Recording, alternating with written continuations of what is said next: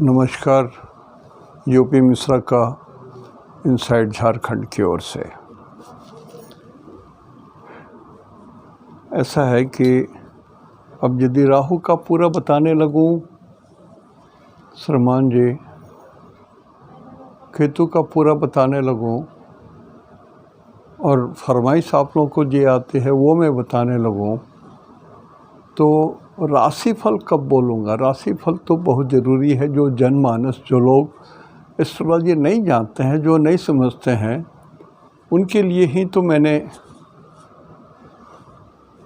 इसको एस्ट्रोलॉजी को सबके सुख के लिए, बहुजन सुखाय बहुजन हिताय, उसके हिसाब से ही क्या था। यहाँ तो मैं ये तो स्कूल तो नहीं चला सकता यहाँ, तो जितना मैं बोल पा रहा हूँ उसमें आप समझ पाइए तो समझ पाइए, यदि नहीं समझ पा रहे हैं तो फिर देखा जाएगा, मैं करूँगा। कारण कि अभी तो राहु बहुत दिन तक रहेंगे, 18 महीना इनको रहना है। लेकिन मेरे विचार में शनि 12 तारीख को मकर राशि में चले जाएंगे उल्टे पाँव, और अक्टूबर तक रहेंगे, मिड अक्टूबर तक रहेंगे, और अक्टूबर के बाद फिर वो सीधा चलना शुरू करेंगे, और फिर 18 जनवरी को वो कुंभ राशि में आएंगे। तो अभी शनि का जो उथल पुथल हो रहा है वो बड़ा ज़रूरी है। कारण कि मेष राशि में तो राहु चले जा रहे हैं, और हमने आपको पहले बता दिया था कि 3, 6, 11 में राहु शुभ होते हैं चंद्रमा से,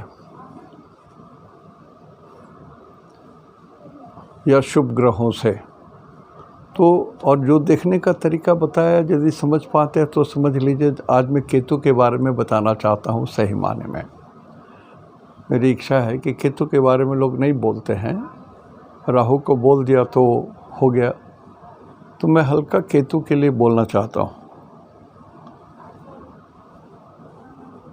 जैसे कि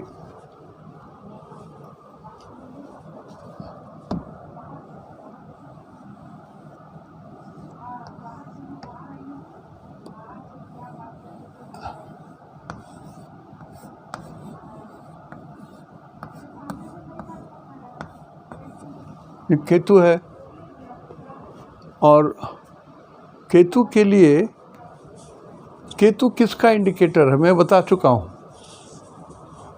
केतु का मतलब होता है नाना जी।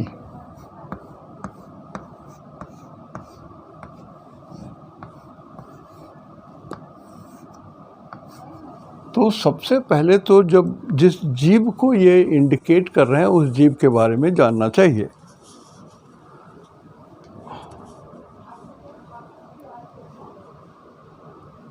जैसे टेक्निकल डायरेक्टर का मैं नाना जी हूँ, तो मैं टेक्निकल डायरेक्टर के कुंडली में राहु को देखता हूँ, शुभ ग्रह का प्रभाव देखता हूँ, अन्य सारे चीज़ों को देखने के बाद फिर मैं अपनी कुंडली देखता हूँ कि यदि टेक्निकल डायरेक्टर की कुंडली में उनके नाना जी की स्थिति सही है, और फिर मैं अपने कुंडली में देखता हूँ कि मेरी कुंडली सही है, तो मैं उसको कंफर्म करके मानता हूँ।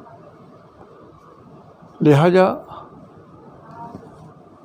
पहले ये समझिए, जैसे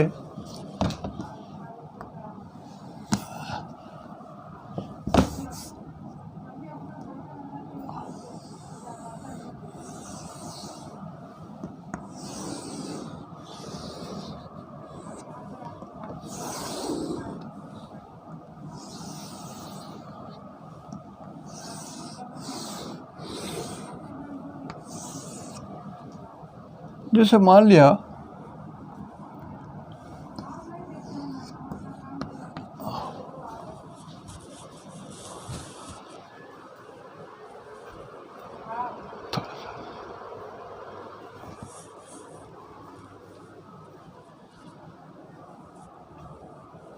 लिया किसी के भी कुंडली में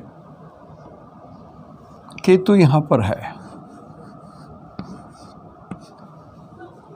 किसी के भी कुंडली यहाँ पर है, मैं नंबर कुछ नहीं बोल रहा हूँ, तो नाना जी ये होगी। जिसके भी कुंडली में केतु यहाँ पर है तो वो नाना जी हो गए।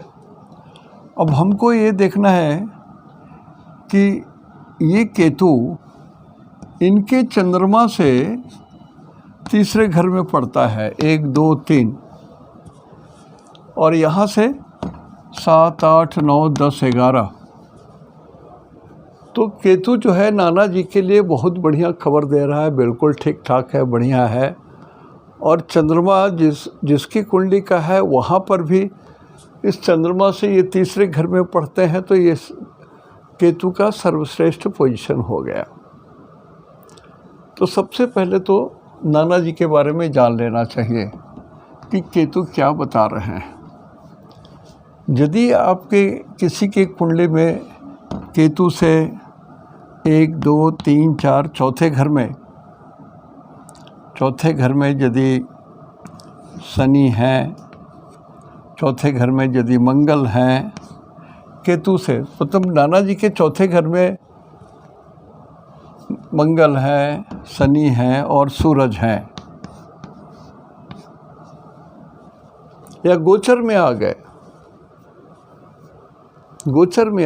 तो नाना जी के चौथे घर में ये 3, 4 ग्रह, 1, 2, 3 ग्रह आ गए, सूरज भी आ गए, मंगल भी आ गए, शनि भी आ गए। शनि माने धीरे, सूरज माने हार्ट बीट, आत्मा, हृदय, और मंगल माने फीवर, ताप, अग्नि। और गोचर में ऐसी स्थिति आ गई और चंद्रमा भी यहीं आ गए। मान लिया किसी का जिनका ये कुंडली है, तो सेफली आप बोल सकते हैं ना कि इनके नाना जी को बुखार हो सकता है, छाती में दिक्कत हो रही है, हृदय की धड़कन थोड़ी धीमी हो गई है, तो इनके नाना जी पर विशेष ध्यान देना चाहिए। हिज नाना जी नीड से ए डॉक्टर।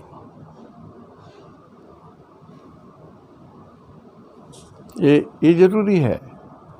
तो ये जीव को जो इंडिकेट करता है ये केतु, ये नाना जी को इंडिकेट करता है। और दूसरी बात वो ये कि केतु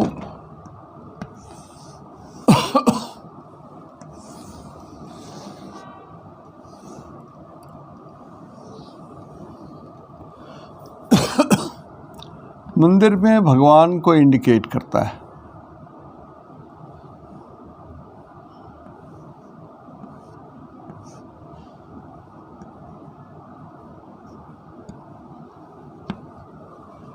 A God, टेम्पल, मंदिर,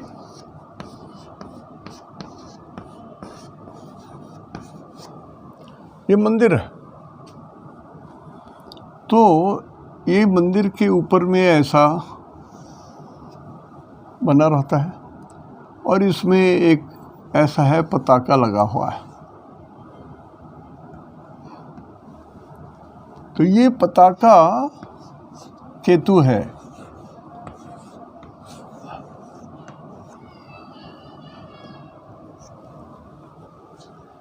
इस पताका को केतु कहेंगे। मतलब सबसे ऊंची चीज जो है वो केतु कहलाता है।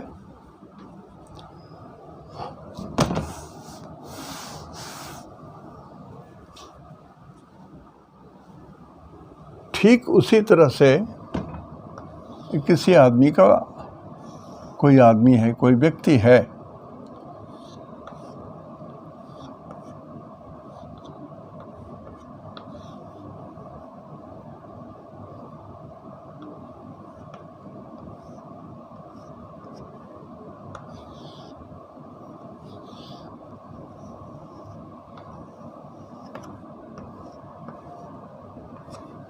तो ये जो सिर है, एक्चुअली ह्यूमन बीइंग का जो सिर है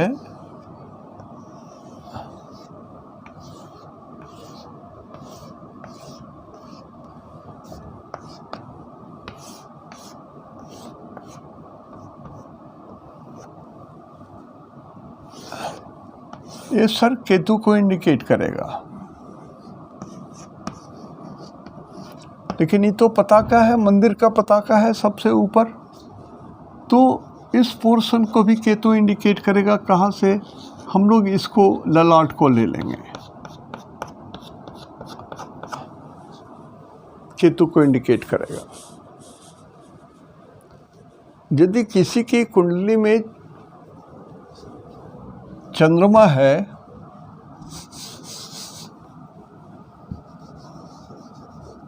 यहाँ पर केतु है और यहाँ पर 8 नंबर है, तो चंद्रमा क्या हो गया? फीमेल। केतु क्या हुआ? सिर, हेड।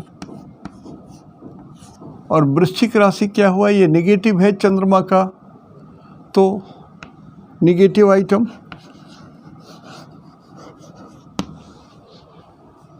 तो फीमेल प्लेनेट जिसका सिर नेगेटिव हो, सिर कटा हुआ है, तो ये काली जी को इंडिकेट करेंगे।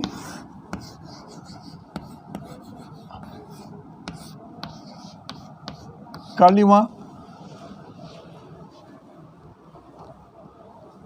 तो ऐसे बहुत सारे सिस्टम हैं जो आप समझ सकते हैं अपने से।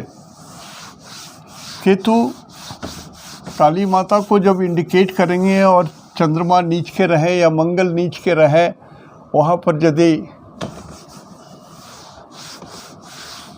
केतु हो तो ये समझ लीजिए कि ये छिन्न मस्तिका काली को रिप्रेजेंट करते हैं, जिनका गला कटा हुआ है।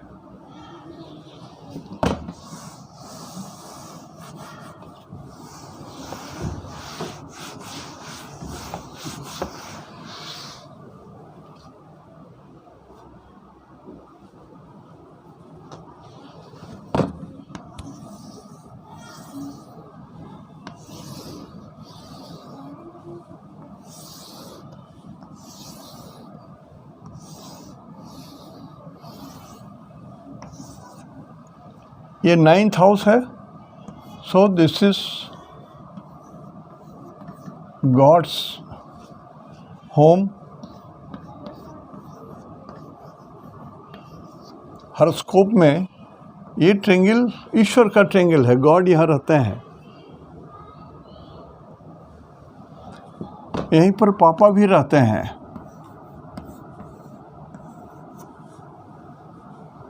यहीं पर आपका धर्म भी है।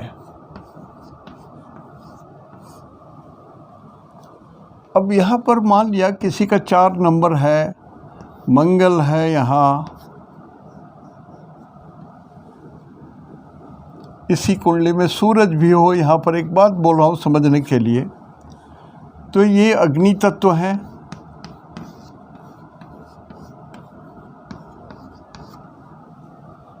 सूरज भी अग्नि तत्व है। 4 मंगल के लिए नीच हो गए। नीच 100% फॉर मंगल। या मान लिया यहाँ पर बुध भी है किसी तरह से, या दृष्टि पड़ रही है, तो यहाँ पर श्री गणेश भगवान है।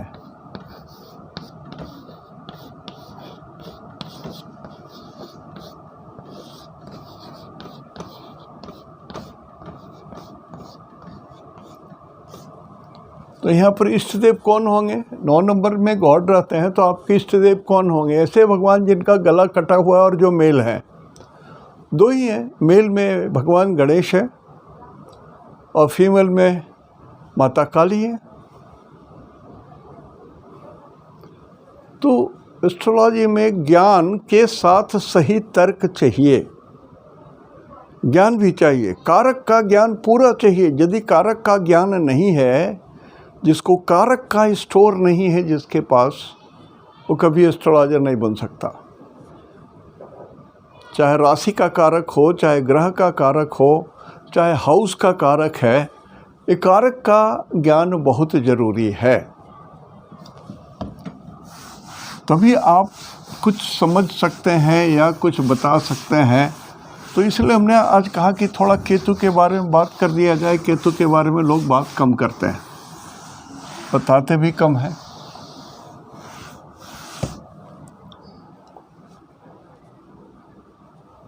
और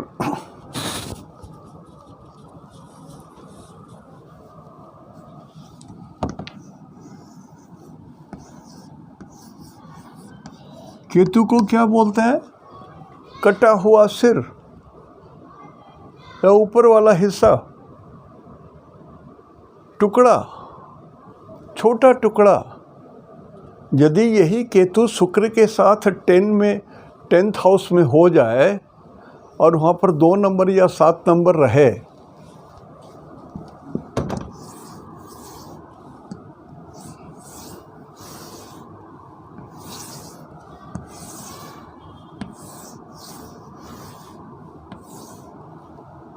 यहाँ पर 2 नंबर हो या 7 नंबर हो, यहाँ पर केतु हो, यहाँ शुक्र हो, तो उसका क्या व्यवसाय होगा? 10वें भाव में क्या व्यवसाय होगा उसका? अब शुक्र 2 नंबर में भी हो तो स्वग्रही, 7 नंबर में हो तो भी स्वग्रही मूल त्रिकोण में है। केतु कटा हुआ है, शुक्र माने गाड़ी, तो गाड़ी का कटा हुआ चीज का व्यवसाय होगा, मतलब स्पेयर पार्ट्स। तो व्यक्ति यदि स्पेयर पार्ट्स का काम करता है, जिसके कुंडली में 10th हाउस में 2 नंबर है या 7 नंबर है या 12 नंबर है, वहाँ पर शुक्र हो, इवन यहाँ पर 12 नंबर हो, 2 नंबर हो, 7 नंबर हो और शुक्र हो, केतु हो, तो स्पेयर पार्ट्स का दुकान करेगा वो।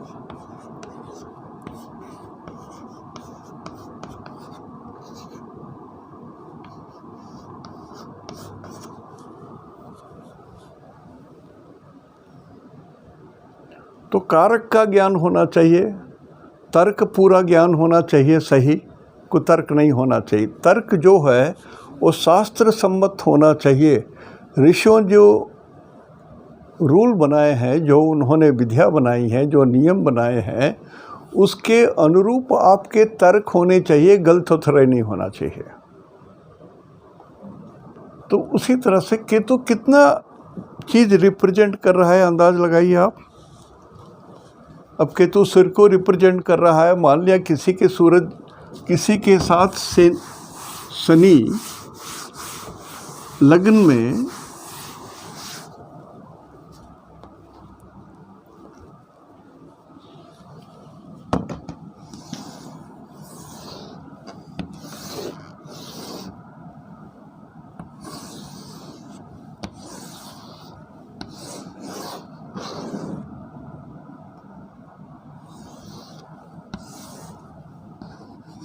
लग्न है, लग्न में शनि है, इसी में केतु है, इसी में 1 नंबर है, तो शनि नीच हो गए। शनि सिर में है, हेड में है, लग्न जो है ये हेड हो गया यहाँ पर, ये हाथ हो गए, ये भी हाथ हो गया, ये आँख हो गया, ये आँख हो गया, ये छाती है, ये पेट है, ये एब्डोमेन है, ये मूत्राशय है, सारा चीज़ इसमें आ जाता है। तो हेड में शनि है, शनि माने केस नीच के है, तो केस में विकृति है, तो विकृति में पहला चीज़ क्या है? पक जाएगा या झड़ने लगेगा। तो जिसके कुंडली में ये रहेगा तो उसके केस के स्पेयर पार्ट्स हो जाएंगे, मतलब वो केस टुकड़ा टुकड़ा में हो जाएगा, बर्बाद हो जाएगा। तो ऐसे लोगों को हम लोग बोलेंगे ये चंडूल हो जाएगा। नो हेयर्स ऑन हेड, सिर के बाल सब झड़ जाएंगे या सिर के केस पक जाएंगे। ये कॉम्बिनेशन हो तो, ये कॉम्बिनेशन नहीं भी हो, मान लिया केतु है और यहाँ पर 7 है, उच्च का सूरज है, तो बोलेंगे इसके पूरे शरीर में बहुत केस हैं, पैर में, हाथ में, छाती में, रीढ़ के पास, पीठ में, वहाँ और सभी अंग प्रत्यंग में जहाँ पर केस हो सकता है, इसके केस बहुत हैं। लेकिन हेड वाले जो केस हैं, माथा पर जो केस हैं, वो तो ज़रूर पकेगा, ज़रूर झड़ेगा। तो बहुत सारे लोग जो जानते हैं, जैसे प्रश्न कुंडली में यदि आपका चोर के स्थान में शनि केतु है और 1 नंबर का है, तो आप सोच सकते हैं जो चोर है वो ऐसा व्यक्ति है जिसके सर में केस नहीं है, वो चंडूल है या बहुत कम केस है। शनि है तो थोड़ा वृद्ध है, हो सकता है थोड़ा लिंपिंग करके चलता हो, दुबला पतला है। केतु है तो थोड़ा सिर बड़ा है, वही चोर है। ये प्रश्न शास्त्र की चीज़ हमने एक छोटा सा एग्जाम्पल केतु के लिए हमने बताया आपको। तो प्रश्न शास्त्र मैं नहीं करता, मैंने बंद कर दिया, बहुत अर्ली स्टेज में बंद कर दिया। कुछ चीज़ें ऐसी होने लगी, फिर मैं समस्या में आने लग गया, धमकी भी मिलने लगी, तो हमने इस चीज़ को ही बंद कर दिया। हाँ, कभी कभी बहुत अच्छी चीज़ों में इसकी ज़रूरत पड़ जाती है कि किसी का लड़का भाग गया, खो गया। ज़्यादातर तो मेरे जिम में भैंस खो गए, वो भी आता था कि कहाँ है मेरा भैंस। तो ये बहुत चीप हो जाता है, शास्त्र का दुरुपयोग हो जाता है। तो मैंने सिर्फ केतु की वानगी बताई कि केतु क्या क्या कर सकते हैं और कैसे कर सकते हैं। ठीक है, तो अब मैं आपको व्यवहारिक बात जो बता रहा हूँ, कुंडली में जो किसी के कुंडली में लग्न में सिर्फ केतु है, मैं कोई राशि नहीं दे रहा हूँ, नंबर कुछ नहीं लिख रहा हूँ, मैं सिर्फ इतना ही बोल रहा हूँ कि यदि किसी के कुंडली में लग्न में केतु है तो क्या है। केतु यदि लग्न में हो तो आदमी बीमार पड़ सकता है, अक्सरहा उसको रोग होगी, और ये रोग का संबंध उसके फोड़े, फुंसी, कट, ऑपरेशंस, इन सबों को लेकर के हो सकता है। लग्न में यदि केतु है तो सावधान हो जाइए। उस व्यक्ति के कुंडली में 6ठे घर में और 8वें घर को चेक कीजिए, कारण कि इसको या तो बड़ा एक्सीडेंट हो सकता है, कोई सीरियस इंजरी हेड में हो सकती है। मान लिया उसके लग्न में शुक्र है और केतु है, लग्न में ही है,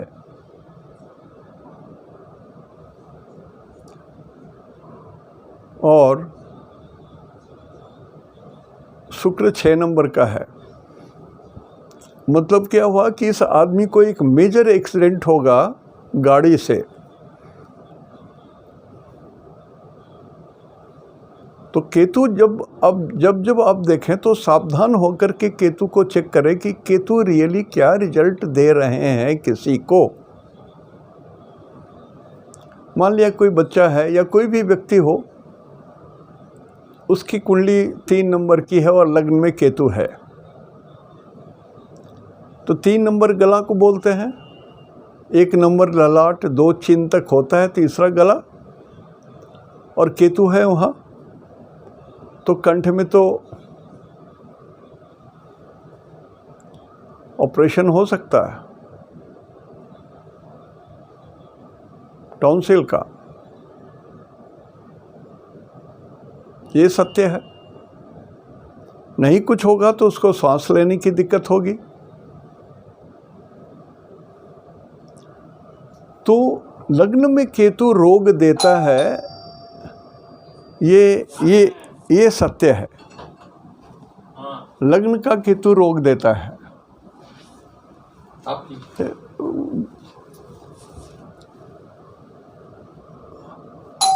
अब इसको 12 राशि में इसको आप प्रयोग कर सकते हैं।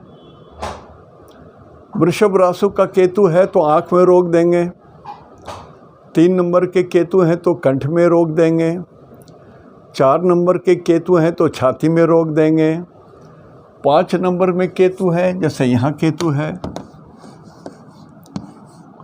तो पेट में रोक देंगे।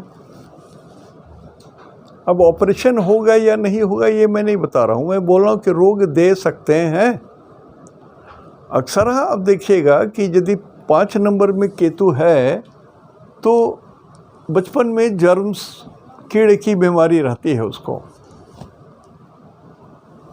6 नंबर में केतु है तो बिल्कुल सक्सेस।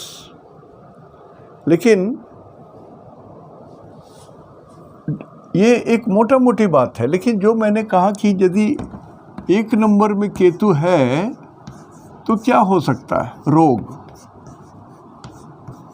ये हमने रोग कहा, लेकिन इसके अलावा भी नोट्स में है, हमारे पुराने नोट्स में 1 नंबर में यदि केतु है तो उसके एक विचित्र चीज़ भगवान ने लिखी है, ऋषियों ने लिखा है कि उसके हाथ में स्वेटिंग होगा, पसीना जिसको बोलते हैं। कुछ लोगों को देखते हैं ना, अब मिले होंगे आपके लाइफ में, यदि उम्र कम है तो अलग बात है, लेकिन हम लोगों ने बहुत बार देखा है, बहुत लोग हाथ में रुमाल रख के रहते हैं इसलिए कि उनके हाथ में पसीना आता है। तो ये समझ लेना है कि इस व्यक्ति के लग्न में केतु है, जरूर केतु है लग्न में। ये एक पकड़ने की चीज़ है, समझने की चीज़ है। और एक दूसरा आदमी झगड़ालू है,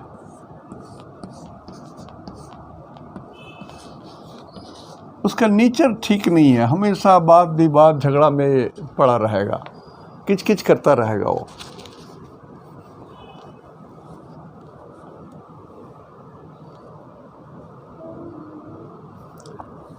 यदि लगन के समय में इसका लगन जो है ये ठीक 0 डिग्री टू 1 डिग्री या बहुत तो 3 डिग्री 20 मिनट तक है, और वही पोजीशन केतु का भी है, सेम पोजीशन लग्न और केतु का है, और बच्चे की कुंडली है देख रहे हैं तो ज़रा ध्यान दीजिएगा, उसके एज की कैलकुलेशन करनी पड़ेगी, नहीं तो ये समझ में आएगा कि बच्चा अल्पायु है या बालारिष्ट लगा हुआ है। बालारिष्ट बोलते हैं जो 12 साल या 14 साल के भीतर जिस बच्चे की मृत्यु हो जाती है, ऐसे को बालारिष्ट बोलते हैं। 30-31 साल के भीतर जब मृत्यु हो जाती है तो अल्पायु बोलते हैं। तो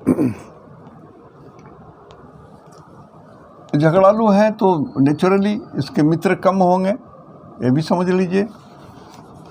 कुछ लोग होते हैं ना, स्कूल जाते हैं, माता बोलती है इसका तो कोई फ्रेंडे नहीं है, इसका कोई फ्रेंड नहीं है, न स्कूल में नहीं यहाँ, मतलब वो हमेशा किच करता रहने वाला लड़का है, झगड़ालू है, तो वो उसके साथ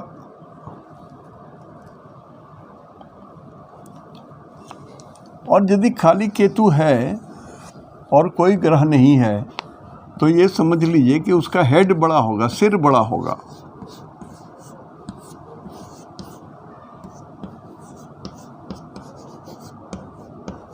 सिर बड़ा का मतलब क्या हुआ? ये गला है और ये सिर थोड़ा बड़ा होगा, लगेगा तो गला तो पतला है, छोटा है, सिर क्यों बड़ा है? ये ललाट बड़ा होगा, या कान से इस कान की दूरी थोड़ा बड़ा लगेगा। बिग हेडेड पर्सन लगता है ना, बड़ा माथा वाला है। किसी की आंखें बड़ी होती हैं, बड़ी आंखें, वो लगेगा कि बस मुंह में कुछ नहीं है, सिर्फ आँख ही तो है। तो आँख की बात नहीं बोल रहा हूँ मैं, सिर की बात बोल रहा हूँ। कपाल का जो कंस्ट्रक्शन भगवान करते हैं, जनरली नियम तो ये है कि पिता से ढांचा मिलती है, सिर से लेके पैर तक का जो ढांचा है वो पिता से प्राप्त होता है पुत्र को। आँखों में जो काले काले गोल वाला जो डिम्ब होता है, जो और सफ़ेद वाला हिस्सा होता है, ये माता से मिलता है। ऐसे बहुत सारी चीज़ें हैं कि बच्चे को पिता से क्या मिलता है और माता से क्या मिलता है, क्या क्या मिलता है। तो उसमें सुविधा क्या होती है, if you know that properly, और कुंडली में यदि समय आता है तो और कोई बीमारी है तो आपको ये लगेगा कि पिता की ओर से अनुवांशिक बीमारी चली आ रही है और इसका इलाज पापा ऐसे कराए थे, दादाजी ऐसे कराए थे तो ठीक हो गए थे, तो वो इलाज हम भी करा सकते हैं। You can get some plus point for that. या माता की ओर से जो अंग बनते हैं, जिन सब चीज़ों का निर्माण होता है, उसमें कोई रोग होता है तो हम लोग क्या सोचते हैं, मातृपक्ष से, नाना के घर से ये बीमारी चली आ रही है। बहुत कुछ है एस्ट्रोलॉजी में, छोटी छोटी एक एक बात को पकड़िएगा तो सीखने के लिए तो अपार है। वही मैं तो बराबर बोलता हूँ कि यदि एक महीना का सप्ताह होता, महीना के 30 दिन, सप्ताह में 30 दिन होते और वैसे 120 साल की आयु होती, तब भी हम लोग एस्ट्रोलॉजी रोज़ पढ़ते तब भी पार नहीं पाएंगे। इतना ज्ञान है, इतनी चीज़ें हैं।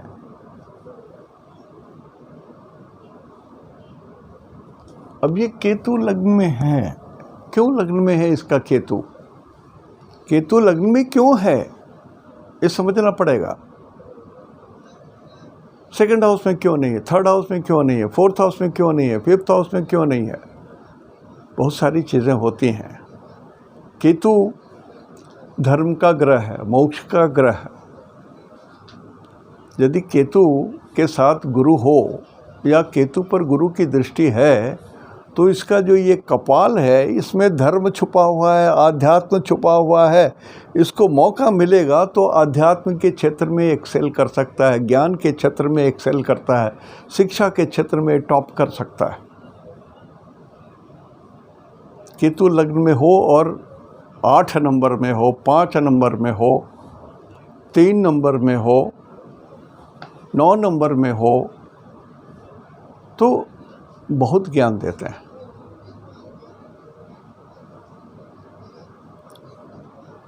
पॉजिटिव पॉइंट भी है, नेगेटिव भी पॉइंट है।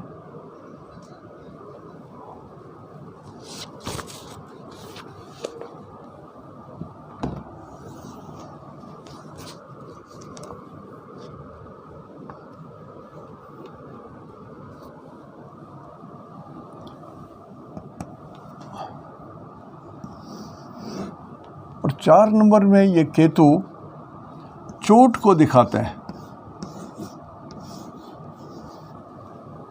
सिर में चोट, बचपन में साइकिल से गिर गए, चोट लग गई, या आपके शरीर आपका यदि ऐसा है, टोटल कुंडली देखना पड़ेगा, बलम देखना पड़ेगा, बल देखना पड़ेगा कि किस भाव में बल क्या है और इसमें लग्न कितने डिग्री का है। यदि लग्न 10 डिग्री से नीचे का है तो सिर में चोट लगेगी। यदि 10 से 20 डिग्री का है तो यहाँ से छोड़ करके नाभि तक के हिस्से में चोट लगेगी। और यदि यहाँ से 30 डिग्री का है तो नाभि से नीचे पैर के उंगलियों तक चोट लगेगी। 3 टुकड़ा हुआ शरीर का दृष्टिकोण बोलते हैं इसको, ये डिग्री और नीचे वाली डिग्री। तो देखिएगा, लग्न में जनरली मैं जब किसी की कुंडली देखता हूँ तो लग्न को लिख देता हूँ कितने डिग्री। 18 डिग्री है तो लिख देता हूँ 18 डिग्री प्लस।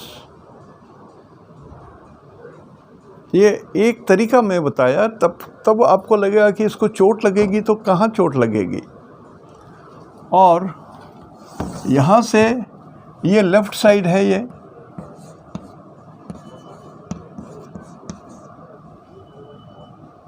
और ये राइट साइड है ये,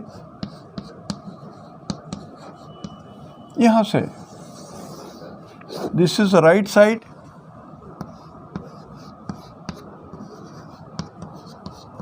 and this one is left side.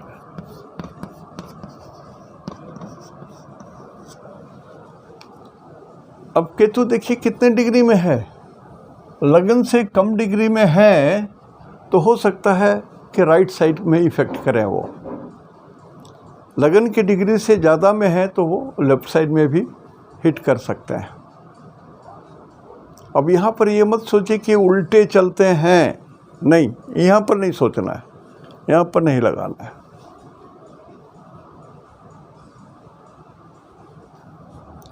तो केतु के बारे में जितना आप जान सकते हैं, कारक को जानिए। केतु माने ऊंचाई, तो ये ऐसे वृक्षों को इंडिकेट करते हैं जिसकी ऊंचाई बहुत होती है, घना हो या नहीं हो लेकिन ऊंचाई अधिक हो।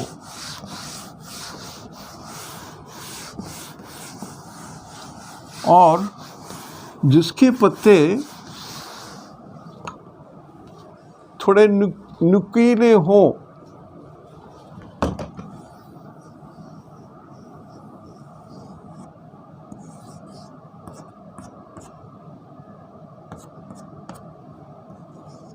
ऐसे नुकीले हों, तो हो सकता है कि ये केतु को, ये गाछ वृक्ष जो है कि आयुर्वेद में इसी तरह की चीज़ों को यूटिलाइज करें। मतलब इस तरह के पत्ते यदि पॉजिटिव हैं तो उसको घाव पर चोटिल जगह में लगाया जा सकता है, जैसे पान का पत्ता हुआ।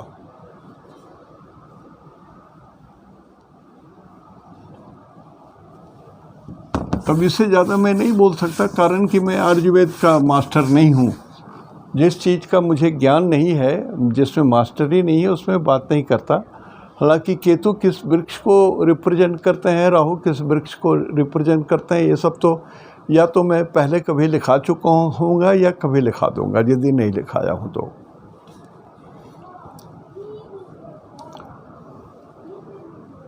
और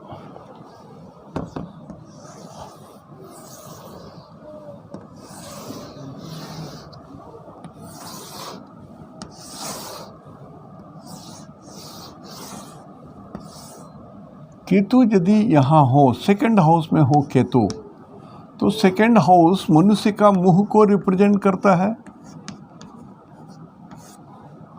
मुंह, तो इसमें बोली भी रहता है, स्पीच। और केतु है, मैंने कहा ये एक्सटर्नल इंजरी को ज़्यादा इंडिकेट करते हैं। केतु का मतलब चोट, एक्सटर्नल इंजरी, बाहरी चोट।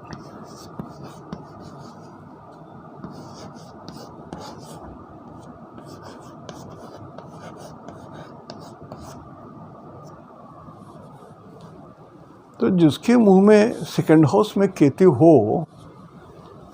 वो बंदा कितना भी मीठा कोशिश करेगा बोलने के लिए, तो उसकी भाषा जो है गड़ेगी, अगले को गड़ेगी। सत्यम ब्रूयात न ब्रूयात सत्यम अप्रियम, या सत्यम ब्रूयात प्रियम ब्रूयात।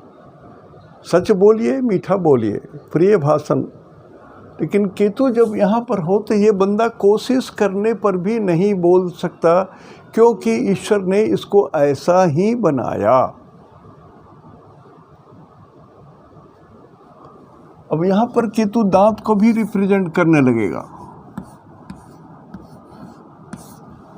केतु है तो हो सकता है उसके मुंह के दांत थोड़े लंबे हों। General structure of the teeth should be little, अनार का दाना नहीं हो, थोड़ा सा लंबा हो सकता है, या दांतों में तकलीफ रहेगी उसको। आँखों में भी रह सकती है, लेकिन यहाँ पर चूँकि हमने तो कुछ नंबर नहीं दिया है, लेकिन यदि ये मीठे ग्रहों की राशि ना हो, जैसे 4, 12, 7, 2, 6, ये सब मीठे ग्रह हैं, इनकी राशियाँ ना हो तो ये दांत को रिप्रेजेंट करेंगे, अदरवाइज आँख को भी रिप्रेजेंट कर सकते हैं। मुंह में कुछ दाग देंगे, कुछ तो ये करेंगे, कुछ तो ये चोट लगाएंगे, और ये मार्क भी देंगे, दाग दे देंगे।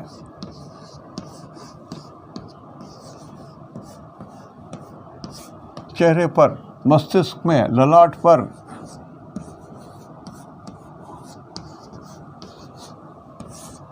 तब भी आप देख रहे हैं कि सेकंड हाउस में केतु है, चेहरा तो सामने में बैठा हुआ है, आप देख सकते हैं। लेकिन मैं तो ऑनलाइन ही करता हूँ, मैं तो चेहरा भी नहीं देख सकता। तो आप एक गेस कर सकते हैं कि इनके चेहरे में कहीं ललाट पर दाग तो है। तो उसमें पूछ लेना चाहिए कि इस बच्चे के चेहरे में या इस व्यक्ति के चेहरे में कोई दाग है, कट का दाग है, या मोल है। यदि ऐसा है तो आप ये सोचिए कि आपकी विचारधारा सही जा रही है। You can do justice to this horoscope. बोली कड़ी है। लग्न में झगड़ालू था तो सेकंड हाउस में केतु है तो बिल्कुल झगड़ालू होगा ये। लेकिन हाँ, मंत्र शास्त्र का ज्ञाता भी होगा, मंत्र भी पढ़ेगा, उसको शास्त्रों के मंत्र याद होंगे और बड़े आराम से जोर से सुना करके पढ़ेगा ये, ताकि दूसरों को भी ये मंत्र सुन करके लाभ हो। सेकंड हाउस परिवार को बोलते हैं, तो ये केतु परिवार में विग्रह लाएगा, झंझट लाएगा, झगड़ा कराएगा, बंटवारा कराएगा, मारपीट करवाएगा, द्वंद्व करवाएगा, विचारधाराओं में विपरीतता जाएगी।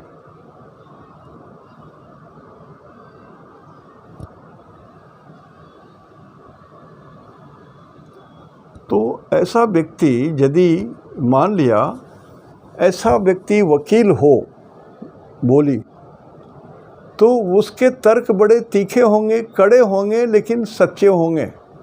हाँ, उसके तर्क अच्छे नहीं होंगे, कड़े होंगे, जिसकी व्याख्या करने से कुछ लोगों को तकलीफ होगी। लेकिन वही जज, यदि किसी जज के कुंडली में यदि सेकंड हाउस में केतु है तो उसका निर्णय एकदम सही होगा। वो धर्म कांटा पर जैसे नापा जाता है ना, उसी तरह से उसकी बोली, जज साहब की बोली उतनी ही धार्मिक, तार्किक और सही होगी। वो स्थान काल पात्र के ऊपर में सब बदलता जाता है।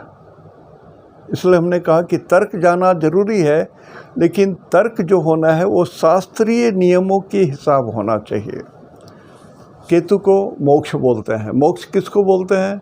जिसके अंदर में कोई मोह नहीं है, माया नहीं है, लिप्सा नहीं है, किसी चीज़ की अभिलाषा नहीं बची हुई है, जिस व्यक्ति की सारी इच्छाएं मर गई हैं, समाप्त हो गई हैं, ऐसे व्यक्ति को ही मोक्ष मिलता है। महात्मा बुद्ध ने भी कहा है कि एक जन्म में मेरी आसक्ति मेरे हरिण के प्रति थी, मृत्यु के समय में ही चिंता मुझे अपने हरिण की थी, इसलिए मेरा उस जन्म में मृत्यु के बाद मैं हरिण बन गया। मतलब मृत्यु के समय आप जो भी सोच रहे होते हैं, मृत्यु के उपरांत उधर ही जन्म होता है। यदि आप मृत्यु के समय ईश्वर का ध्यान कर रहे हैं, जो अत्यंत कठिन है, होता नहीं है, तो व्यक्ति ईश्वर के समीप जाता है, अच्छे योनि में जन्म लेता है, अच्छे परिवार में जन्म लेता है, धार्मिक संस्थाओं के साथ रहता है, ज्ञान बहुत होता है। लेकिन मृत्यु के समय या तो व्यक्ति ज्ञानहीन हो जाता है, ज्ञान शून्य हो जाता है। बहुत सारे लोग देखिएगा, मैंने देखा है लाइफ में, इसलिए बोल रहा हूँ कि खाली जिह्वा कौने काम, भजले मनमा राम ही राम। मेरे जीवन में मैंने एक दो व्यक्ति को देखा है, वो रोड पर भी चले जा रहे हैं तो राम राम राम राम राम राम राम राम राम राम वो जपते जाते हैं। ये नहीं कि वो जानबूझ के कर रहे हैं, वो करते करते करते जो हंस वाली जो बात है, हंसा उनके शरीर में बस गया। सांस लेते से राम और सांस छोड़ते से राम, ओम हंसा, ये समाधि। तो केतु में बहुत बड़ा गुण है, ये मोक्ष दे सकता है यदि आपकी धारा सही है तो। आज यहीं तक, दूसरे दिन फिर आगे बढ़ाऊंगा थोड़ा, कारण कितना बोलने के बाद मैं थक जाता हूँ। तो आज मैं यहीं तक हूँ, दूसरे दिन फिर केतु के बारे में ही थोड़ा बताऊंगा।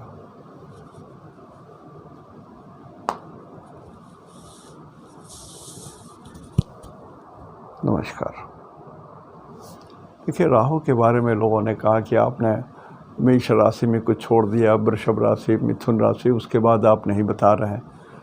अब मैंने तो लिखा दिया कि राहु यदि लग्न में हो तो क्या होगा, वृषभ राशि में रहो क्या होगा, ये तो मैं पहले दिन ही लिखा दिया था। जैसे केतु के बारे में बोल रहा हूँ कि केतु यदि लग्न में हो तो जो है वो बैर होता है, झंझट होता है, रोग होता है। सेकंड हाउस में हो तो बैर होता है बोली के कारण। तो ये सब चीज़ तो मैंने लिखा दिया है। अब ये तो हुआ कि एकदम आपके मुंह में मैं सब घोल करके डाल दूं तभी हो सकता है। सर बहुत देर लग जाएगा ना, किसी को लाभ नहीं होगा। तो हमने how to construct the result of Rahu हमने लास्ट एपिसोड में बताया था। थोड़ा उसको 2-3 बार पढ़ लीजिए ना, आप सुन लीजिए ना, उसको कुछ समझ में आ जाएगा। फिर आप देखिए कि आपके कुंडली में चंद्रमा से वो कहाँ पर है, किस नक्षत्र में है, किस राशि में है। वो राशि के 2 नंबर होंगे, उस ग्रह के 2 राशियाँ होंगी, उसके रिजल्ट निकलेंगे, वो 3 नक्षत्र का रिजल्ट देंगे। ये सारी बातें हमने बताई है और ये प्रमाणिक चीज़ है, ये प्रमाणिक चीज़ है। उसी तरह से केतु के बारे में भी मैं बोल रहा हूँ। अभी मैंने सिर्फ इंट्रोडक्शन दिया है, केतु के बारे में भी उसी तरह से मुझे कुछ बतानी है। तो आज यहीं तक। इति शुभम तेहंदो निनागे जोहार।